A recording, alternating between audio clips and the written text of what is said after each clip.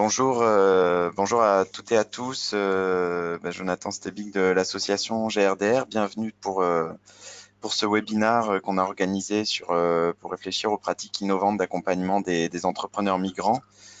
Peut-être je prends juste quelques minutes pour situer le projet dans lequel s'inscrit cette conférence. C'est en fait un projet européen porté par une structure belge de Bruxelles qui s'appelle Migration Policy Group. Le projet MEGA, donc Migrant Entrepreneurship Growth Agenda, c'est un projet à l'échelle européenne, donc sur 5 pays, Allemagne, Italie, Espagne, France et Belgique, pour travailler à la structuration de coalitions nationales sur l'accompagnement des entrepreneurs migrants. En gros, l'objet est la mise en réseau des acteurs de l'accompagnement pour un peu renforcer les compétences et changer les pratiques voilà, autour des enjeux de mieux connaître et mieux accompagner le public migrant. Peut-être situer rapidement les quelques objectifs du webinaire. C'est vrai qu'on est dans un contexte où la question de l'immigration, de l'intégration des primo-arrivants est quand même très mise en avant et on a quelques opérateurs en France qui ont su comprendre l'intérêt et comment l'impact positif que pouvaient avoir des dispositifs d'accompagnement qui seraient concentrés sur les compétences et les parcours migratoires, donc pour pouvoir mieux les accompagner et les appuyer dans le développement de leurs activités en France et ou en lien avec les pays d'origine. Donc aujourd'hui, on a 3 intervenants qui seront avec nous dans l'ordre des présentations. On aura donc Inès Mesnard de la Fabrique Nomade, donc un incubateur ou un dispositif d'accompagnement ciblé du coup sur les artisans réfugiés, donc qui présentera un peu les activités de la Fabrique Nomade. On a ensuite Margot Cosnier de la Ruche, donc qui porte un incubateur pour les réfugiés à Montreuil, qui voilà, nous éclairera sur le dispositif. Et ensuite Majid El Jaroudi de la DIV, qui travaille plutôt sur la phase de développement et du changement d'échelle pour les entrepreneurs des quartiers. Mais on le verra, il y a quand même souvent des articulations entre voilà, les quartiers prioritaires et les personnes issues de l'immigration. Peut-être pour l'ensemble des participants, resituer 2-3 éléments là, de cadrage sur le webinaire. On va avoir une petite heure tous ensemble. Donc l'objectif, c'est de laisser 10-15 minutes de présentation successivement à chacun de nos intervenants. Et vous avez normalement dans le logiciel une partie qui s'appelle questions, sur laquelle vous pourrez noter des questions à l'écrit. Que je pourrais poser ensuite à l'issue des 3 présentations à nos intervenants. On a en gros 1 heure devant nous au total, donc voilà, je vous souhaite en tout cas un bon webinaire et je vous propose de passer tout de suite la parole à Inès Mesnard du coup pour présenter les actions de la Fabrique Nomade. On va voir si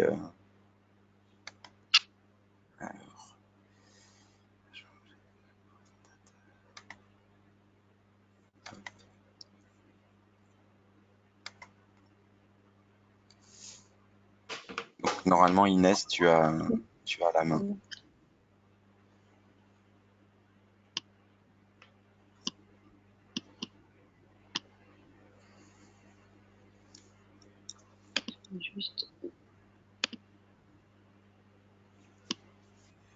C'est bon, vous voyez Ouais, c'est bon. Vous voyez bien?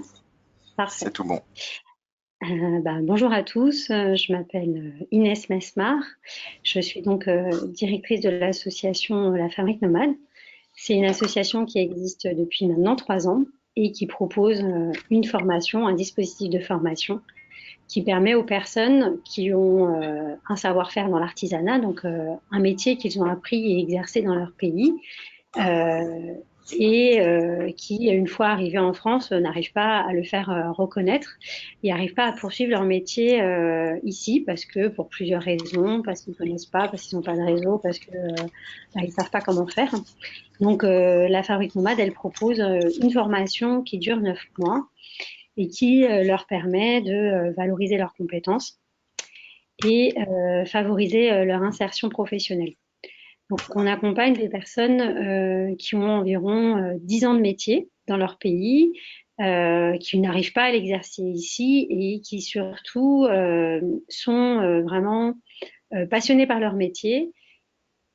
Et parce que pour nous, c'est vraiment un moyen d'insertion, c'est-à-dire qu'on part sur ce que la personne elle sait faire, et à partir de là, on va reconstruire toutes les briques qui lui manquent pour qu'elle puisse trouver sa place en France en tant qu'artisan. Donc notre travail, nous, c'est d'identifier les artisans, de les intégrer pour celles qui choisissent de poursuivre leur métier en France, de les intégrer au dispositif de formation et ensuite de les accompagner plutôt en entreprise. Il arrive aussi qu'ils développent leur propre activité, mais principalement ils vont rechercher un emploi parce que voilà ils ont des besoins. Notamment, c'est des personnes qu'on accompagne et qui sont encore hébergées en centre d'hébergement et donc ont besoin de trouver un travail pour pouvoir stabiliser leur situation, mais stabiliser leur situation avec un emploi qui leur correspond à la fois à leurs compétences, mais aussi à leur choix de métier et choix de vie. Donc, voilà, pour présenter rapidement les critères. Donc, 10 ans de métier, la maîtrise d'une ou plusieurs techniques dans un savoir-faire. Il n'y a aucun niveau de langue, donc on accompagne des personnes qui ne parlent pas du tout français. Euh, et, euh, et voilà, on les intègre au programme. Et ce qui est le plus important pour nous, c'est effectivement la passion du métier, l'engagement dans la démarche et le fait de vraiment poursuivre son métier. Ça doit être un choix. C'est un choix qu'ils font parce qu'ils considèrent que c'est ce qu'ils souhaitent faire dans leur nouvelle vie, dans ce nouveau pays. Et dans les conditions, c'est effectivement d'être déjà hébergé, quelle que soit la situation d'hébergement, et de déjà avoir effectivement ses premières ressources, en tout cas les démarches administratives, les toutes premières de RSA, etc., pour pouvoir voilà, les intégrer au programme. Donc, dans notre démarche, c'est un programme qui dure 9 mois et qui se structure en 8 modules, qui passent notamment d'abord par une phase d'évaluation technique, puis ensuite plusieurs modules qui viennent apporter à la fois une forme de valorisation de leur savoir-faire à travers la transmission. Donc, ils développent des ateliers de pratique artisanale avec une personne de l'équipe. Et puis, ils vont surtout travailler en collaboration avec des professionnels, artisans référents et designers, dans lequel ils vont travailler sur un projet de création, puis de production. Donc, ça, on va dire que c'est vraiment le noyau du programme où l'objectif, c'est pendant ce temps-là, de pouvoir créer un objet, le produire et découvrir en fait un peu comme dans une réalité professionnelle, l'activité de création et de production.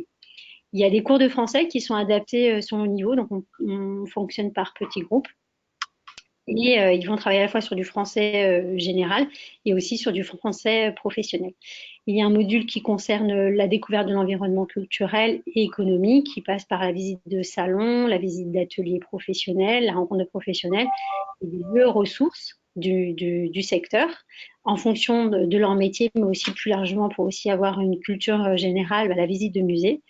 Et tout un accompagnement sur le projet professionnel de la personne, à savoir d'abord qu'est-ce qui existe dans leur secteur, quelles sont les possibilités, et travailler avec eux, avec chacune des personnes en individuel et en collectif, sur le projet à court, moyen et long terme. Il y a un stage d'1 mois dans une entreprise et le programme est bouclé avec une certification un examen de certification auprès d'un jury d'experts à qui vont présenter leur projet à la fois de création et projet professionnel. Donc ça, ce sont les partenaires avec qui nous travaillons. Pour la Fabrique Nomade, accueille tous les ans maintenant une dizaine d'artisans d'art réfugiés ou migrants. À ce jour, nous avons accompagné 25 artisans, donc qui ont tous travaillé en collaboration avec des designers. Et l'intérêt, c'est aussi à la fois de pouvoir développer son réseau professionnel avec les artisans, on va dire, réfugiés migrants, mais aussi d'ouvrir ce réseau-là avec toutes les personnes, artisans référents, designers et autres professionnels qui sont amenés à rencontrer à travers leur parcours. À la fin de la formation, les artisans intègrent un comité des artisans pour garder justement cette idée de réseau et puis d'entraide. de la communauté, enfin des personnes qui sont passées par la Fabrique Nomade, voilà, pour pouvoir poursuivre l'accompagnement, puisque la formation se terminant, il y a un accompagnement après de 24 mois sur le projet d'insertion professionnelle. Donc ça, ce sont des images voilà, qui montrent concrètement ce qu'on met en place. Donc là, on voit 2 artisans qui sont en évaluation technique. Donc ça, c'est la première étape du programme. Donc on définit quels vont être les besoins, quels sont les points forts, quels sont les points à renforcer pendant la formation. Là, on voit qu'ils sont en cours de français, donc là on est sur du français basique, et petit à petit, ils vont intégrer tout le vocabulaire technique, des outils, des gestuels, etc., qu'ils vont réutiliser notamment pendant les ateliers de pratique artisanale. Donc là, on est sur les sessions d'entraînement. Et vient assez rapidement la collaboration avec le designer, l'objectif étant que chacun des artisans avec le designer travaille vraiment de pair à pair, de professionnel à professionnel. Donc ici, c'est vraiment de restaurer l'identité professionnelle et la posture professionnelle. On n'est plus migrant, on n'est plus réfugié, enfin on n'est plus. On l'est, mais là l'idée, l'identité première, c'est vraiment le fait qu'on est professionnel, donc se restaurer ce rapport par rapport effectivement aux personnes extérieures qui maîtrisent la langue, qui maîtrisent l'environnement. Mais voilà, on construit, on reconstruit, on restaure cette posture professionnelle à travers ce travail-là, notamment. Donc on est vraiment dans un échange, une collaboration, chacun fait un pas vers l'autre, jusqu'à trouver l'idée du projet qui correspond. Voilà. Donc on voit les photos. Là, on est en phase de production, donc ils vont travailler sur une série de 20 à 40 pièces avec toute la méthodologie de travail qu'ils pourront retrouver en entreprise, le planning, la méthodologie, les délais, la finition qui peut être attendue et demandée, etc. Donc là, on va travailler toutes les compétences transversales qui vont être nécessaires pour intégrer une entreprise ou le marché même. En tant qu'entrepreneur, c'est à peu près la même chose. Donc là, on voit aussi les phases d'échange et de collaboration. Il y a à la fois un travail en binôme avec le designer, il y a aussi un travail collectif avec la direction artistique qui chapeaute le projet. Les visites au musée pour découvrir aussi des créations à la fois anciennes et puis aussi plus récentes. Et voilà, le travail en individuel et en collectif sur le projet professionnel. Donc là, on est sur un atelier de formation sur les différents types de contrats de travail qui existent et les différentes formes d'entrepreneuriat qui peut exister aussi en France. Voilà, tout ce qui va être valorisation du savoir-faire à travers la photo, comment on valorise son travail, comment on en rend compte, comment on communique. Et l'événement de promotion qu'on organise à chaque fois pour présenter et promouvoir le savoir-faire des artisans que nous accompagnons. La phase de mise en situation professionnelle en stage au sein d'une entreprise. Et ensuite, il viendra la certification dont je n'ai pas d'image. Voilà, ces photos un petit peu pour illustrer notre contenu, donc le contenu de la formation que nous proposons. Voilà. Je ne sais pas si j'ai été assez claire enfin, s'il y a assez d'éléments d'explication. Mais voilà un petit peu ce qu'on propose. Les débouchés ensuite de formation, il y a effectivement des personnes qui intègrent des entreprises, il y a des missions qu'ils développent avec nous, avec la Fabrique Nomade, et puis des personnes aussi qui créent leur entreprise, même si elles sont assez faible par rapport au nombre de personnes que nous accompagnons. Voilà. Merci Inès. Je ne sais pas si tu m'entends. Oui, Ouais. oui, je t'entends. Peut-être avant de passer la parole, j'avais peut-être deux, trois questions par rapport à la présentation. Une question déjà sur les 10 ans d'expérience. Est-ce que du coup, il y a des process que vous avez en interne pour évaluer un peu l'expérience professionnelle, j'imagine, sur des savoirs qui ne sont pas toujours avec des contrats de travail ou des choses très Alors, administratives qu'on a l'habitude de voir. Oui. Alors, pour ce qui est des compétences, alors nous, on s'appuie sur aucun document officiel, hein, on s'appuie sur la parole de ce que les personnes nous disent. Donc, on a un entretien de 2 heures, en général entre 1 heure et demie, 2 heures, sur le parcours de la personne et la manière dont elle va nous présenter et nous détailler ses gestes et les outils, la manière dont elle avait travaillé dans son pays.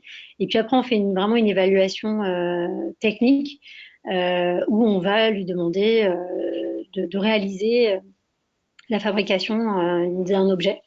Et puis, on va pouvoir, à partir de ça, définir si effectivement, si la personne maîtrise suffisamment une technique, parce que nous, on vient pas les former sur leur savoir-faire. C'est pour ça que c'est important que la personne maîtrise quand même ces techniques, puisque nous, on va pas venir la former sur des aspects techniques. On la forme vraiment sur toutes les compétences transversales qui vont être nécessaires pour intégrer le marché du travail et le marché en général. Donc, c'est hyper important. C'est pas du tout pour exclure, mais c'est que nous, on vient pas la former. Donc, si elle n'a pas cette maîtrise technique, ça va être compliqué de l'accompagner. Donc, c'est pour ça qu'on fait cette évaluation technique en amont. Et ensuite, il y a un travail vraiment avec un artisan référent où là, on va vraiment décortiquer le savoir-faire. Et puis, on va voir justement ce sur quels vont être ses points forts et quelle est sa spécificité et ce qu'on va essayer de mettre en avant dans le projet de création notamment.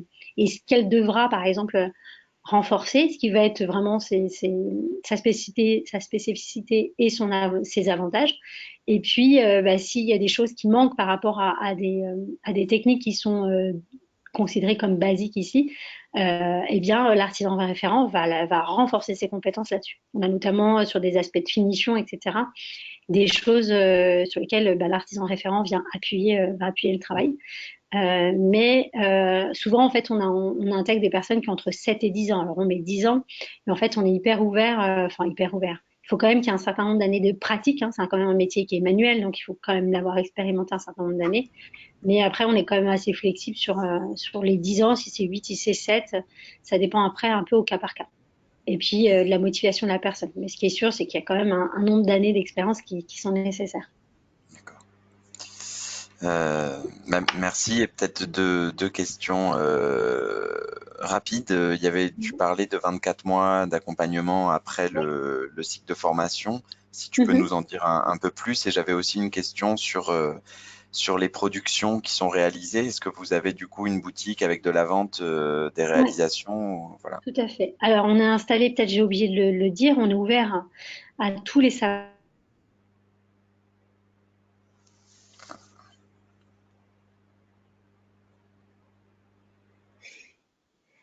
Ah, allô? On l'a perdu, je crois. Ouais, je vais voir.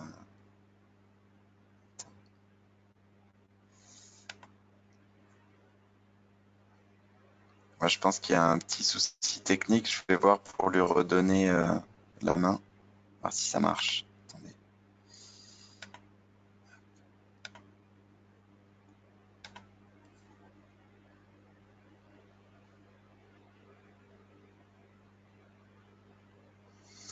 Bon, peut-être le temps qu'on règle le problème, on peut repasser à la deuxième présentation avec Margot. On aura le temps à la fin de toute façon pour poser quelques questions éventuelles. Donc, je partage, euh, je partage du coup le micro avec Margot pour une présentation de la ruche. Ok. Bon, attends.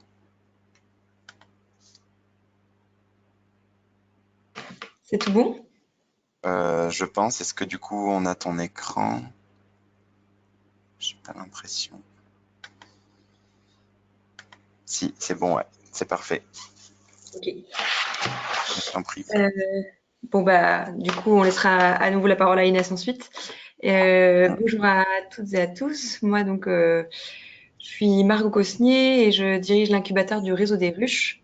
Du coup, avant de vous présenter l'incubateur qu'on a lancé cette année à Montreuil, qui est vraiment justement destiné à accompagner l'entrepreneuriat des personnes réfugiées, je vais peut-être juste redonner un petit mot sur la ruche rapidement. Donc la ruche, on a 9 lieux en France aujourd'hui. Et donc ce lieu à Montreuil est le 10e lieu qu'on qu'on gère et qu'on anime. Et ces lieux sont vraiment destinés depuis 10 ans à accompagner des entrepreneurs qui viennent de tout parcours, qui ont des profils très variés. Et depuis le départ, on a eu à cœur d'accompagner surtout des personnes qui étaient éloignées des dispositifs entrepreneuriaux et des incubateurs classiques. Et donc, au départ, on s'est beaucoup engagé sur l'entrepreneuriat des femmes. Donc, on a toujours des programmes vraiment dédiés aux femmes. Et puis, depuis 3 ans, on a des programmes dans des quartiers prioritaires de la ville qui accompagnent du coup des personnes avec des parcours très divers. Et cette année, on a décidé avec un consortium d'acteurs de monter cet incubateur à Montreuil. Donc le terme d'incubateur, si ça ne parle pas à tout le monde, c'est vraiment un programme qui permet pendant des périodes, comme Inès le disait, de 9 mois, souvent c'est des parcours de 9 mois, mais ça peut être plus long en fonction des besoins, d'accompagner des personnes qui montent leur entreprise et qui ont besoin de par toute la difficulté que c'est de monter son entreprise, d'être accompagné.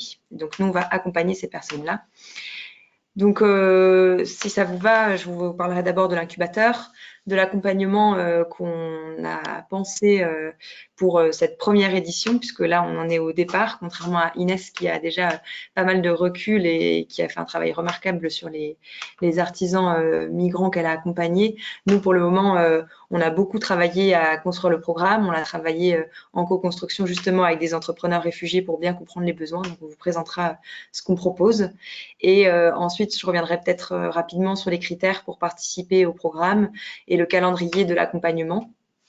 Et puis, je vous donnerai 2 ou 3 exemples de projets. Inès, elle vous a montré des photos. Nous, on n'a pas encore de photos des ateliers et des entrepreneurs. En revanche, je peux déjà vous donner une idée des projets qu'on peut accompagner dans cet incubateur. Donc, comme je vous le disais, l'incubateur de Montreuil, il a été monté par tout un consortium d'acteurs. La ruche, nous, on va opérer et on va apporter notre savoir-faire sur l'entrepreneuriat.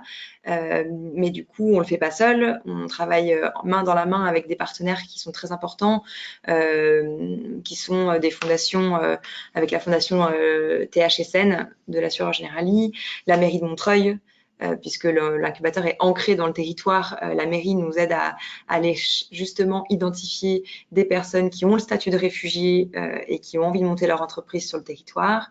Et ensuite, on a 2 autres partenaires qui sont la BNP Paribas et le réseau des entreprises de Montreuil, qui, on le verra dans le parcours, interviennent notamment pour nous aider à donner les ressources humaines nécessaires sur certaines compétences. Donc voilà, la ruche ne le fait pas seule, mais avec tout un consortium d'acteurs autour. Et tous ces acteurs, justement, se sont engagés à promouvoir l'entrepreneuriat comme une des manières de s'intégrer dans la société. Et donc, pour faire le lien avec le programme qu'a monté Inès avec la Fabrique Nomade, potentiellement, on pourrait imaginer que certains des entrepreneurs puissent venir d'un parcours de la Fabrique Nomade en ayant justement consolidé leur savoir-faire artisanal. Si à la suite d'un parcours à la Fabrique Nomade, ils souhaitent monter leur entreprise, c'est à partir de ce moment-là qu'on les intégrerait.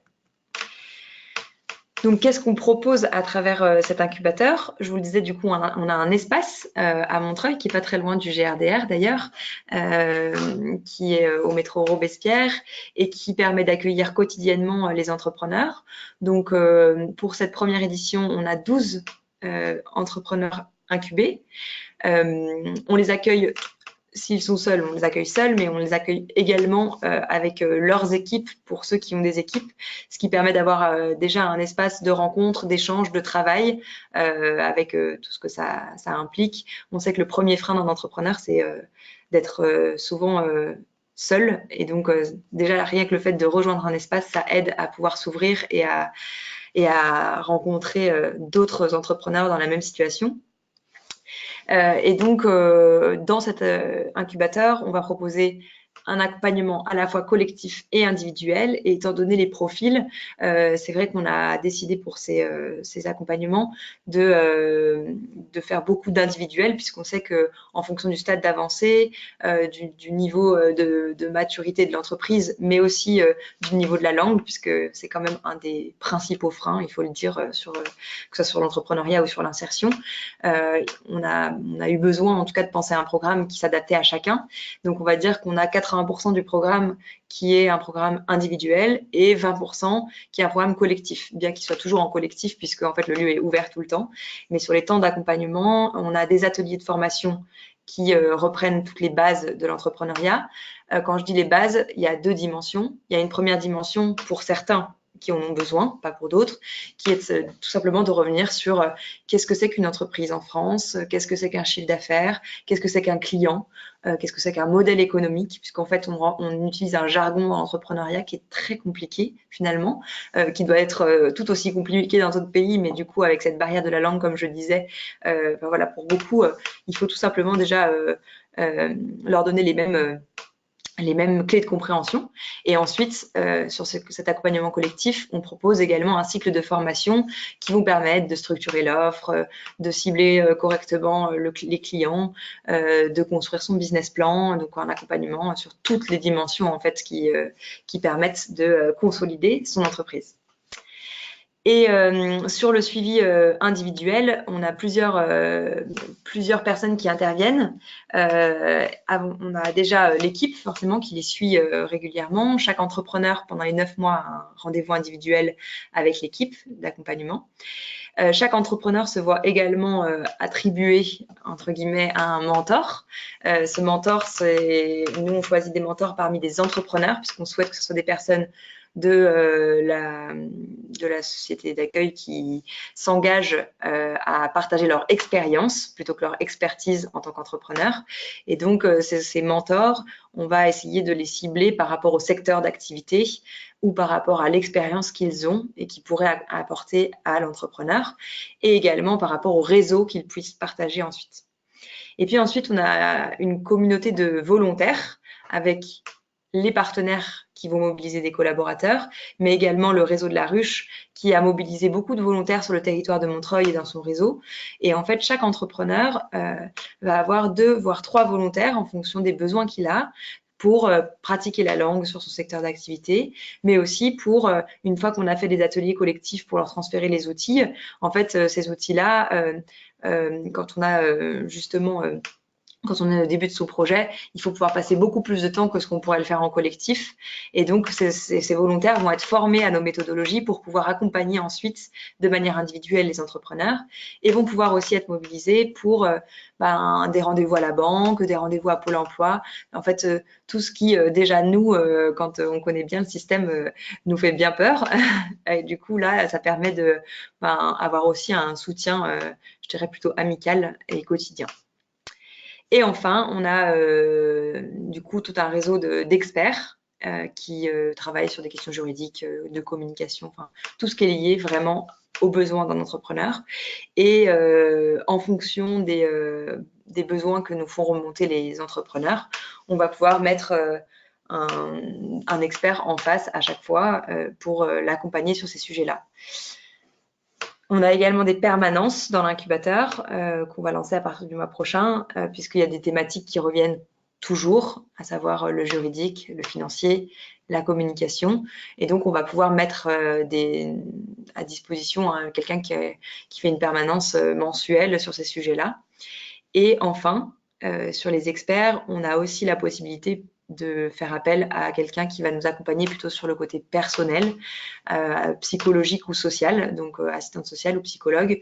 Et là, c'est sur la demande des entrepreneurs en fonction de leur situation. S'ils en ressentent le besoin, étant donné que ce n'est pas notre métier, on fera appel à des personnes externes pour accompagner sur ces sujets-là, qui souvent ont un énorme impact finalement sur le succès ou non de l'entreprise. Donc, ça nous paraissait très important. Très rapidement, du coup, sur les critères d'entrée dans le programme. Donc, il y a plusieurs critères pour rentrer dans le programme. Il faut avoir bien sûr une idée de projet ou une entreprise ou une association déjà créée. Donc là, pour le coup, on n'est vraiment pas regardant sur l'avancée du projet, mais il faut quand même avoir une idée assez consolidée. Il faut, comme je vous le disais, avoir le statut de réfugié ou bénéficier d'une protection subsidiaire et donc avoir le droit de travailler en France. Ensuite, sur le niveau de langue, on en parlait. Aujourd'hui, on accueille des personnes qui peuvent suivre des formations ou en tout cas des discussions en français ou en anglais, donc avoir un niveau minimum qui permette cela. Et en fait, c'est pas pour contrairement à d'autres programmes qui le permettent, nous en fait quand on part du principe que c'est essentiel pour pouvoir monter une entreprise en France, et donc on renverra d'abord vers des cours de français intensifs si la personne ne parle pas assez bien, pour ensuite dans un second temps l'intégrer au programme. Et enfin, être motivé et disponible pour suivre ce programme qui, en général, demande quand même une implication, je dirais, de 3 à 5 heures par semaine minimum.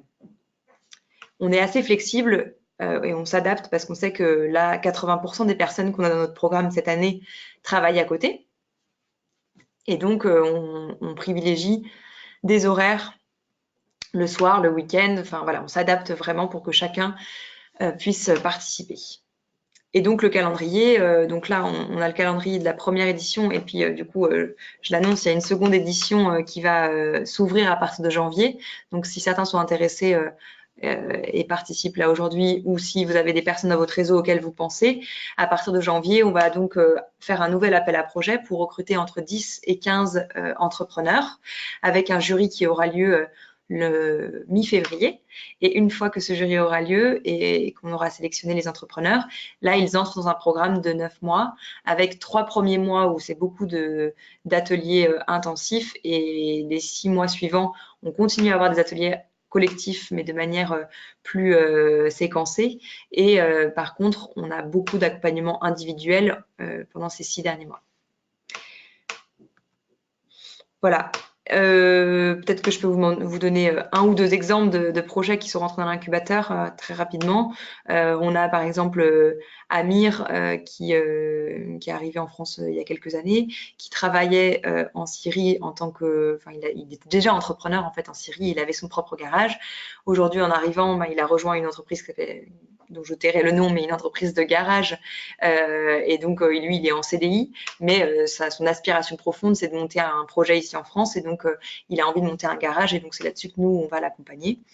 Je donne deux autres exemples. On a Mortaza qui est un journaliste qui vient d'Afghanistan, qui est trilingue et qui a monté un nouveau média qui s'appelle Giti, en partenariat, enfin associé en fait avec des journalistes français, pour apporter un premier média, enfin pour créer finalement le premier média ayant un double regard sur l'actualité franco-réfugiée.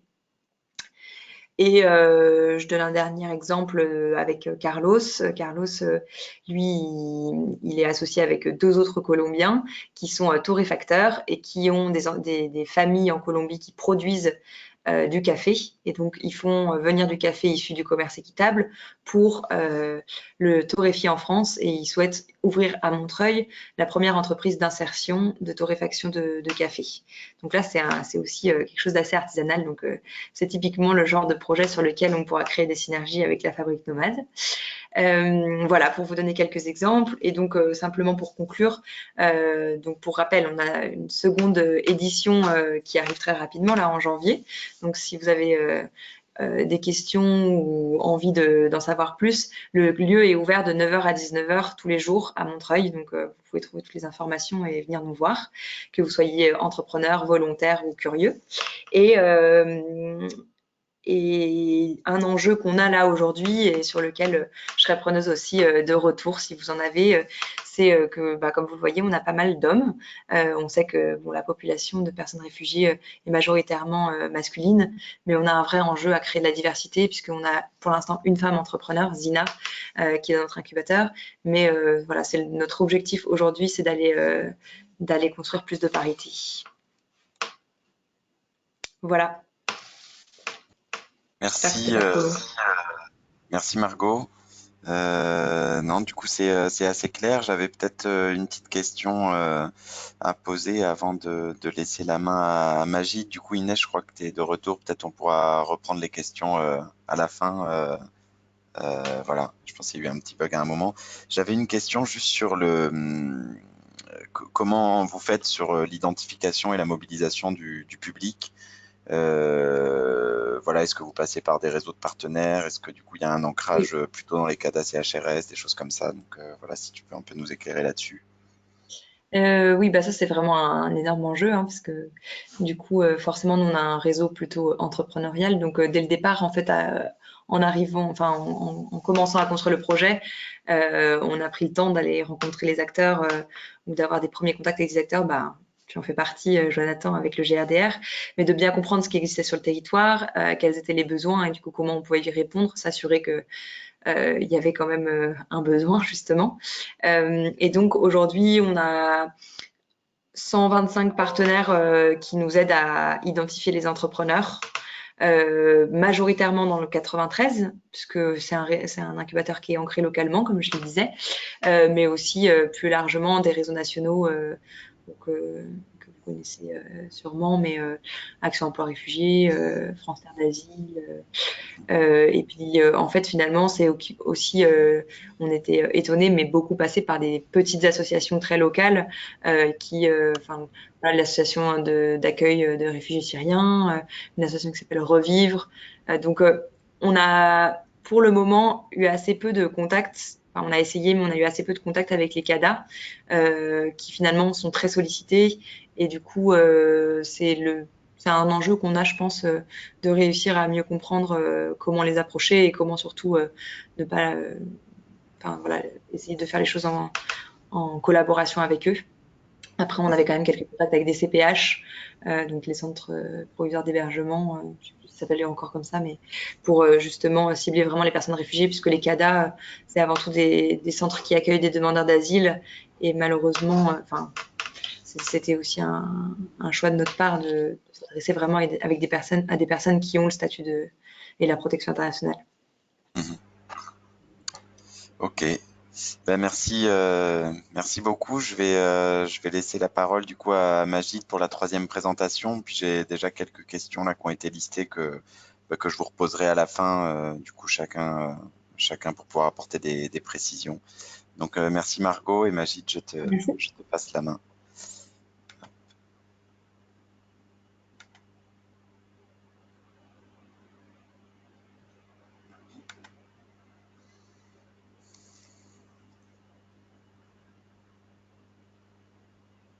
Voilà. Ok. Écoutez, bonjour à tous. Merci beaucoup, Jonathan, et à tous les participants.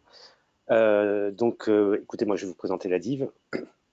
Donc, on n'est pas tout à fait sur le champ des migrants, on est sur un champ un peu plus large, et on n'est pas sur la phase de création, on est sur la phase du développement. Donc, sommes-nous. Donc, c'est une organisation que j'ai créée il y a maintenant 10 ans, en 2009. L'objectif, c'était d'aider, de participer au développement économique des quartiers dits prioritaires, et accompagner des entrepreneurs dans le soutien à leur chiffre d'affaires, donc l'obtention de nouveaux contrats en les mettant en relation avec des grandes entreprises françaises et internationales. Donc l'idée, c'était donc d'identifier des entrepreneurs qui étaient installés dans les quartiers ou alors issus de la diversité. Donc, donc c'est vraiment le sujet de l'immigration au sens large qu'on a essayé de traiter, puisque dans les quartiers prioritaires, on sait que grosso modo, 60-65% des habitants sont issus de l'immigration. Donc, l'idée, c'est de permettre l'émergence d'une nouvelle génération d'entrepreneurs à l'image de la France, hein, donc plus divers et un peu plus jeunes. Donc, je vais tâcher d'être bref pour privilégier un petit peu l'échange avec les auditeurs. Mais notre constat était simple. En fait, il y avait deux partenaires économiques qui potentiellement pouvaient travailler ensemble, mais qui s'ignoraient. C'était les entrepreneurs dans les quartiers sensibles, donc issus de la diversité, et les grandes entreprises. Alors dans les quartiers, on le sait, c'est les plus forts taux de création d'entreprises sont dans les quartiers, mais dans le même temps, c'est des forts taux de défaillance. Une entreprise sur deux met la clé sur la porte au bout de 3 ans. Et la raison principale, généralement, c'est qu'elle n'arrive pas à développer son chiffre d'affaires, elle n'arrive pas à sortir de son territoire. Pourtant, c'est un territoire qui est stratégique et qui pourrait apporter une vraie valeur ajoutée aux grandes entreprises si elles s'y intéressaient, puisqu'on est face à une population jeune qui consomme, qui lance des tendances. C'est une population réactive, très flexible. Donc les grandes entreprises ont mis un peu le temps à comprendre l'intérêt de travailler avec des entrepreneurs qui étaient installés sur ces territoires-là, mais de plus en plus, elles mettent en place des politiques d'achat responsables, et donc elles ont besoin de fournisseurs qui sont efficaces et qui sont réactifs, et elles ont pris conscience qu'elles avaient un rôle sociétal, hein, sur les questions économiques.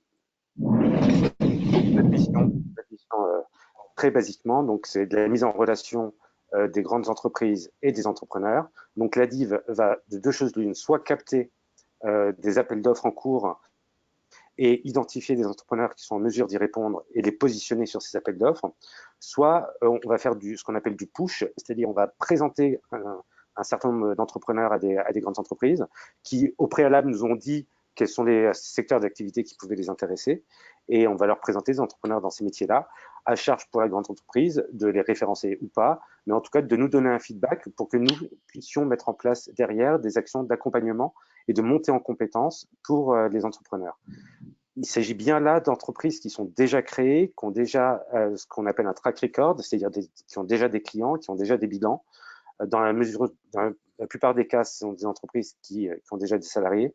En moyenne, on parle d'entreprises qui font à peu près 400-500 000 euros de chiffre d'affaires, qui ont 4-5 employés et qui essayent justement de changer d'échelle et de passer à 6, 7, voire 10 employés à travers ces nouveaux partenariats commerciaux. Voilà, et puis je vais m'arrêter sur les programmes en cours parce que c'est là où ça peut être intéressant pour les participants. Donc les programmes en cours, donc le programme historique, c'est donc la mise en relation donneur d'ordre entrepreneur. Ça, on le fait tout le temps. Donc dès qu'on a un appel d'offres, ben, on va chercher dans le réseau des entreprises qui peuvent y répondre. Donc ça, donc j'invite tous les entrepreneurs à se faire connaître auprès de nous pour qu'on puisse les référencer dans un premier temps. Ensuite, sur les programmes qui sont plus formalisés, donc REC Développement, qui est l'ancien Créarif, c'est un programme qu'on opère depuis 2014 avec la région Île-de-France. C'est accompagner 100 entreprises à potentiel dans leur développement à l'aide de diagnostics stratégiques et d'expertise. Alors, c'est 100 entreprises par an. Donc, jusqu'à présent, on en a accompagné 500. Les diagnostics sont réalisés par des cabinets de conseil type Accenture ou KPMG, tandis que l'expertise est réalisée par des experts des thématiques pour lesquels on a identifié une défaillance, en tout cas une difficulté chez l'entrepreneur. Alors c'est souvent les ressources humaines, c'est souvent le financier, c'est souvent le commercial. Et on essaye aussi de leur faire découvrir de nouvelles expertises. Ce soir, par exemple, on tient une masterclass sur le Lean Management. Alors, ne me demandez pas ce que c'est exactement, c'est très technique, mais on a une vingtaine d'entrepreneurs justement qui viennent découvrir ces sujets ce soir et on fait ça très régulièrement. L'autre programme qu'on opère actuellement, c'est donc le Club Social Business. Donc là, c'était plus favoriser la mise en relation d'entreprises et de ETI, des entreprises de taille intermédiaire, avec des entreprises à impact, donc des entreprises de l'ESS. Alors on a croisé l'ESS et les quartiers. Il se trouve qu'il y a beaucoup d'entreprises de l'ESS qui sont installées dans les quartiers du fait de l'immobilier d'entreprise qui n'est pas très élevé. Et du coup, on s'est dit, ça faisait sens pour des grandes entreprises de pouvoir mutualiser, enfin, de pouvoir dire, on va travailler avec des entrepreneurs qui sont installés dans les quartiers, donc forte population immigrée, et aussi des entrepreneurs qui sont à impact et qui résolvent des problématiques sociales et environnementales. Les deux autres programmes européens sur lesquels nous sommes donc méga, donc Jonathan vous l'a présenté tout à l'heure, c'est cette fameuse coalition nationale que nous sommes en train de constituer. Donc nous faisons partie avec le GRDR de la coalition des opérateurs de méga et nous sommes les interlocuteurs des opérateurs européens et de la Commission européenne.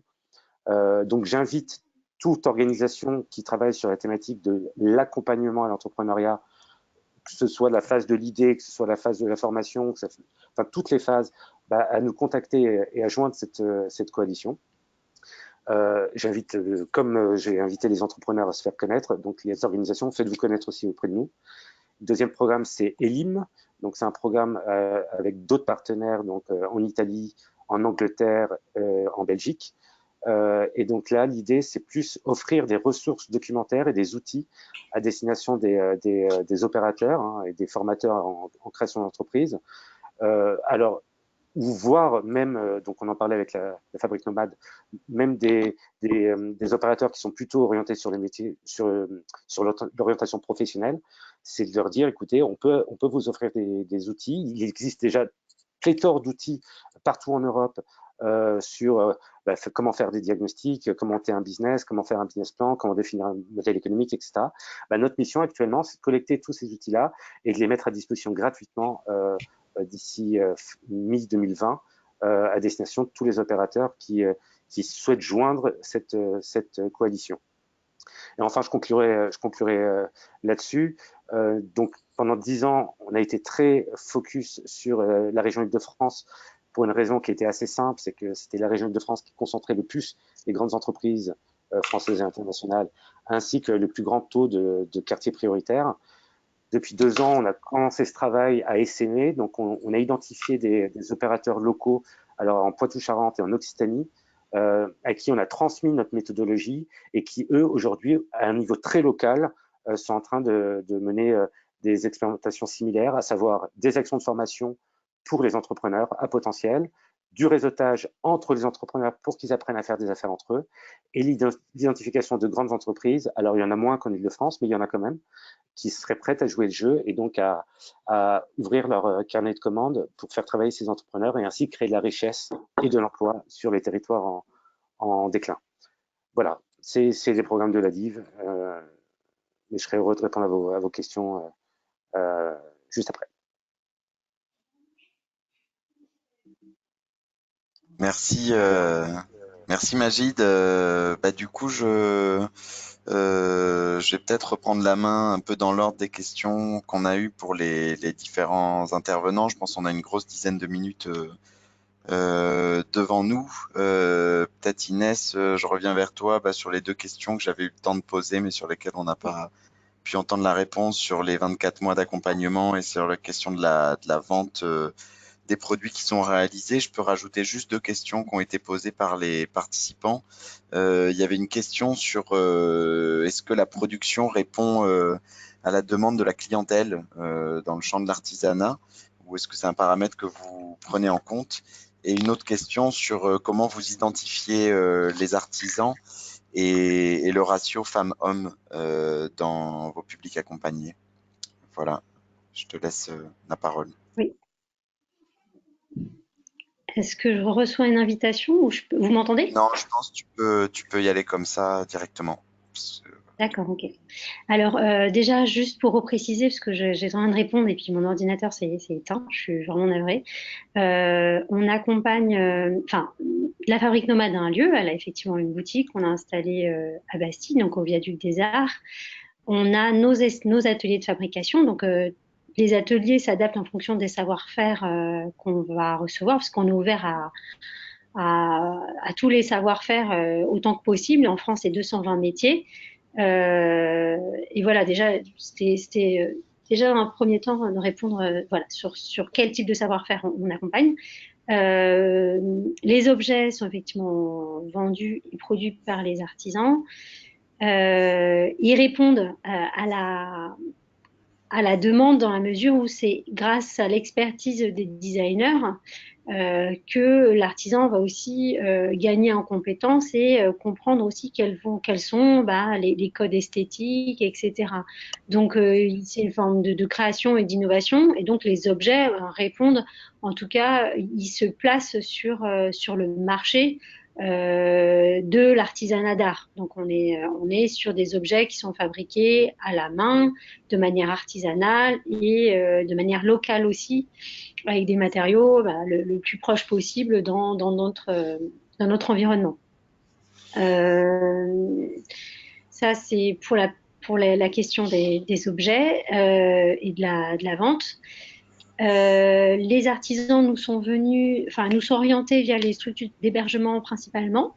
Aujourd'hui, on s'est fait connaître de plusieurs dizaines de structures, d'associations qui donnent des cours de français, mais également l'OFI, le Pôle emploi, voilà, toute personne.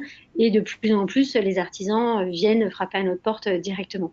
Donc il y a aussi les effets on va dire, de communauté qui font que eh bien, l'information, elle commence à passer directement auprès des personnes concernées. Et la 3e question, je ne l'ai pas notée.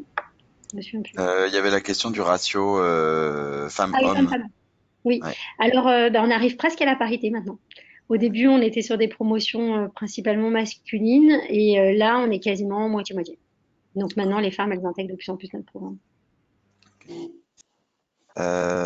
Merci, merci Inès. Du coup, Margot, j'avais listé quelques questions que les gens on posait, il y avait une question sur comment vous assurez du coup la partie plutôt pérennisation et développement des activités que vous avez accompagnées. Est-ce qu'il y a un suivi post-création dans le parcours et comment c'est pris en compte? Il y avait une autre question d'un collègue de Lille que je salue d'ailleurs, Benoît, où en gros on a affaire aujourd'hui avec l'orientation des politiques publiques sur la question de la politique d'intégration des réfugiés à énormément de dispositifs qui ciblent les réfugiés statutaires, quid des demandeurs d'asile et des déboutés, voilà. Et une dernière question de Michael Ruletta qui posait la question des montants des projets. Est-ce que du coup c'est un critère sur les plans de financement, les prévisionnels? Est-ce que le montant des projets est un critère de recrutement? Voilà, je te laisse la Le parole. chiffre d'affaires, vous voulez dire? Oui, par exemple, ouais. Ouais. Alors, je note juste les questions. Mm. Alors, sur la question de la pérennité, c'est vrai que c'est un enjeu.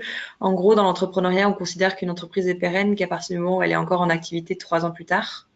Et donc, nous, dans la mesure d'impact qu'on met dans tous les parcours, que ce soit celui-là ou un autre, forcément, on va suivre les entrepreneurs pendant 3 ans après la sortie de l'incubation. Donc, c'est ce qui va se passer. Après, bien entendu, on va les suivre de manière beaucoup moins accélérée que ce qu'on fait dans un programme.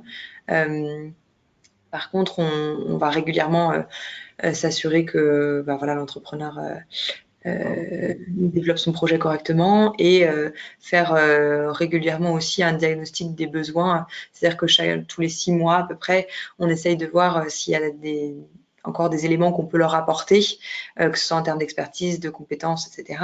Et puis après, un deuxième élément aussi qu'il faut bien prendre en compte, c'est que la ruche, on a plus de 1200 entrepreneurs dans notre communauté aujourd'hui. Et donc, en fait, une fois que les entrepreneurs passent par la ruche, que ce soit par l'espace de travail ou par les programmes d'incubation, en fait, ils intègrent une communauté qui est pérenne. Et donc, on fait très, très régulièrement, au moins une fois par mois, des événements où toute la communauté d'entrepreneurs est invitée à venir. Il y a des formations qui sont ouvertes de manière globale à tous les entrepreneurs de la communauté une fois toutes les 2 semaines.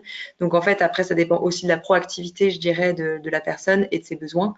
Mais on a plusieurs options qui permettent quand même de rester dans un parcours et qui, nous aussi, fait que on garde le contact avec eux et qu'on suit leurs avancées et qu'on s'assure que, bien sûr, le projet développe correctement.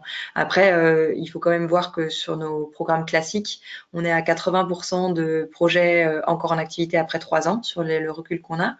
Là, pour l'instant, on n'a aucun recul sur les entreprises qu'on accompagne dans ce cadre-là de l'incubateur de Montreuil. Donc, justement, ça va être tout l'enjeu de pouvoir correctement faire ce suivi et avoir une première visibilité, je dirais, dans 2 ans. Okay. Ensuite, sur la partie politique, c'est sûr que c'est une vraie question. Moi, peut-être même en tant que citoyenne et engagée sur ces questions-là, forcément, je me les pose souvent. Là, en l'occurrence, cet incubateur, il a été monté avec un consortium d'acteurs, et c'est ce consortium d'acteurs qui a défini dès le départ les règles, entre guillemets, de l'incubateur. Là où c'est de toute façon très difficile pour nous d'adresser des publics qui sont déboutés ou demandeurs d'asile, c'est que pour monter une entreprise, il faut de fait juridiquement avoir le droit de monter une entreprise et donc de travailler en France.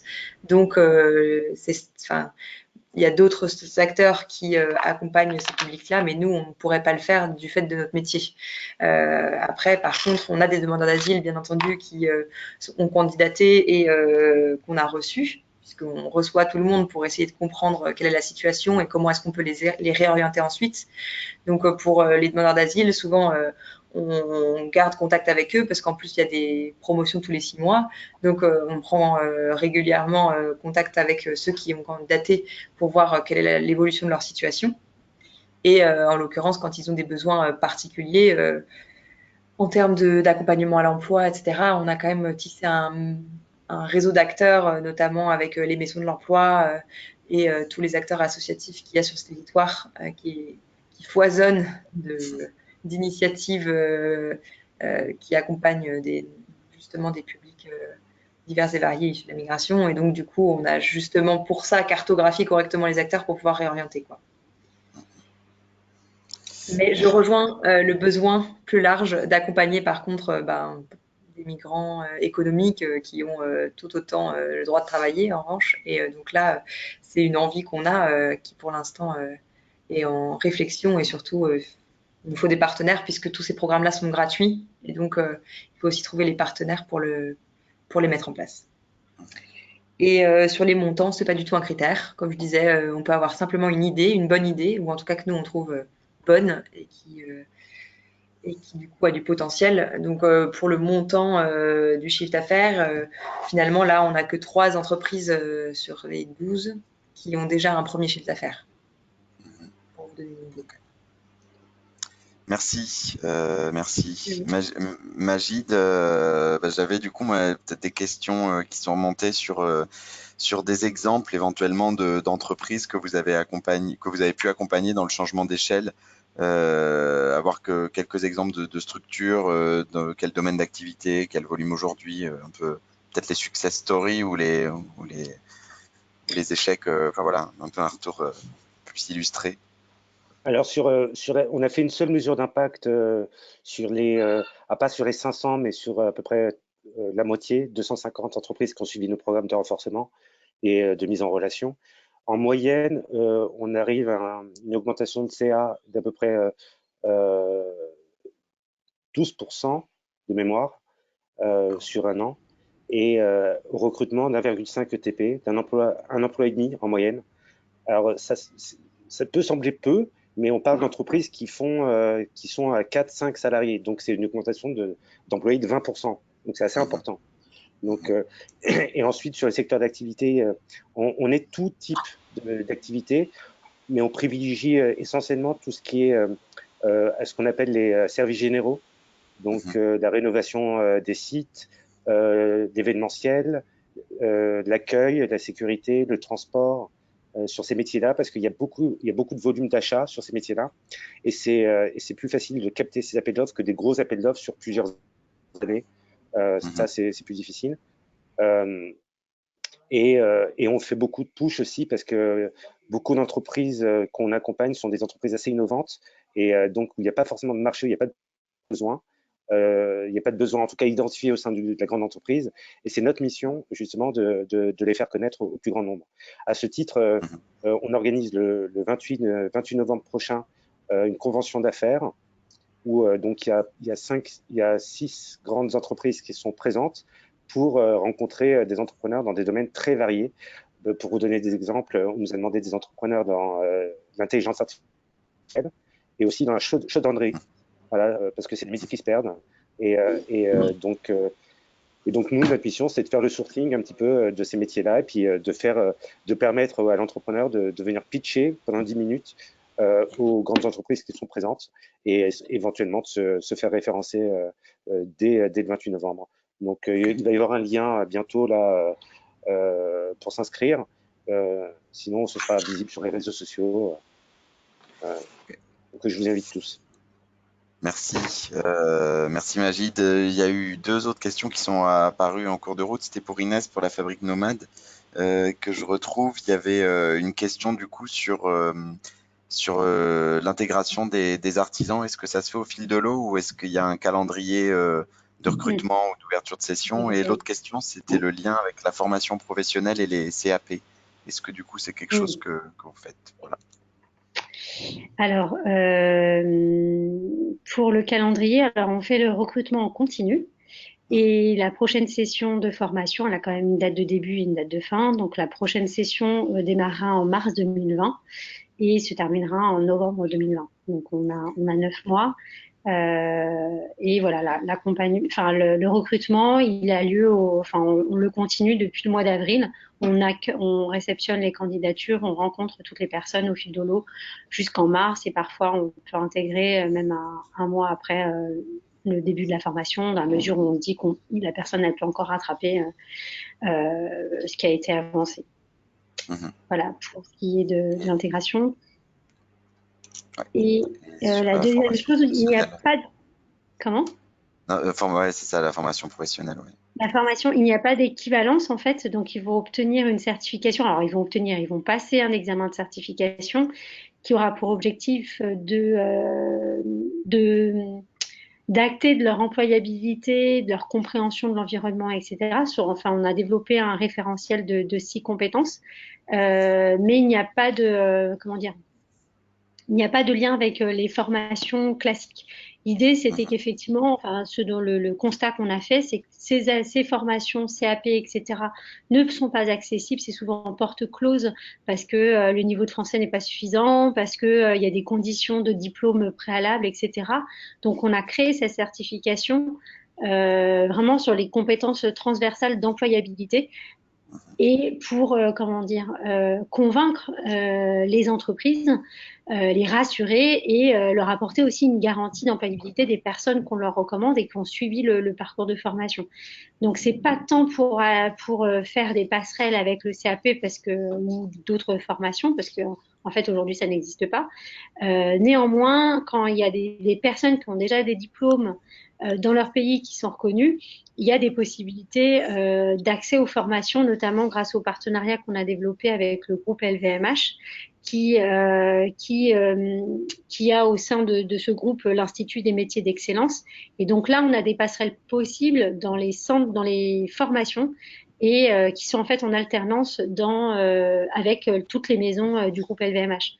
Donc là, il y a des possibilités, mais il faut avoir quand même déjà un niveau de diplôme. Donc c'est possible pour certains. Par exemple, on a une bijoutière iranienne qui est diplômée qui a une thèse en histoire de l'art en France, donc elle est diplômée. On a également un artisan joaillier qui a un diplôme en Russie, qui a aussi un autre diplôme aux